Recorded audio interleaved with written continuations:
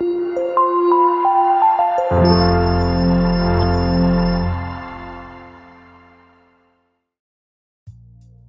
students, back on the respiratory mechanisms. We have talked about the mechanism in amoeba, where we said respiration happens across the entire body surface. What about other organisms?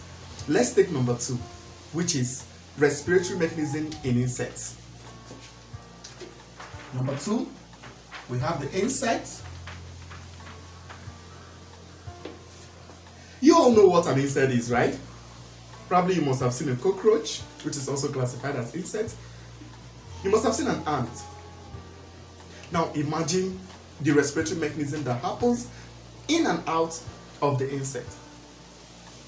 Now for the respiratory mechanism of the insect, I would like to explain to you that the insect have, within the body surface, they have what we call the spiracles. These spiracles enables the exchange of gas, the exchange of both oxygen and the release of carbon dioxide around and within the particular insect. So the spiracle is further opened into another opening which we call the trachea, which also have other tiny openings that lead to the various cells which we call the tracheus. From the spiracle to the trachea to the tracheus. So within the spiracles down to the trachea, air moves into this insect and also air moves out. What then happens in the entire mechanism? Now, for insects, breathing occurs whereby the insect tends to carry out a dorsal-ventricular movement on the side, whereby the entire body system gets flattened, and when this body system gets flattened, air tends to go out. Carbon dioxide tends to be released out of the insect.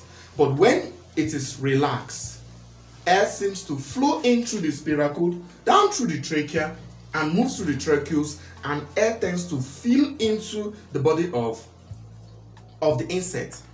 Now, how does the movement of oxygen and carbon dioxide happen within the insect? Now, when oxygen O2, which obviously is in the air, tends to move through this, oxygen tends to move through the spiracles, and as the oxygen moves through, it enters into this opening. The spiracle is the opening in the body of the insect, right? Now, it moves through the trachea, and then it gets to the cell because the oxygen needs to get directly to the cell. So when this happens, it goes through the tracheus down into the various cells. Now, because the dorsal-ventricular movement tends to flatten, and when it flattens, we discover that the air tends to go out. But for air to come in, the insect will just relax its body and it opens up and air flows in. So this is the simple difference in the simple mechanism that happens in insects. I would like your students to go to the note session. I would like you also to research and give me your feedback on this. This is a joint learning class. This is a learning experience that we tend to enjoy. I want to hear your view on this. Also attend the questions in the evaluation session and go to the note session to pick up salient points and write them in your notes. Thank you, and let's keep learning together.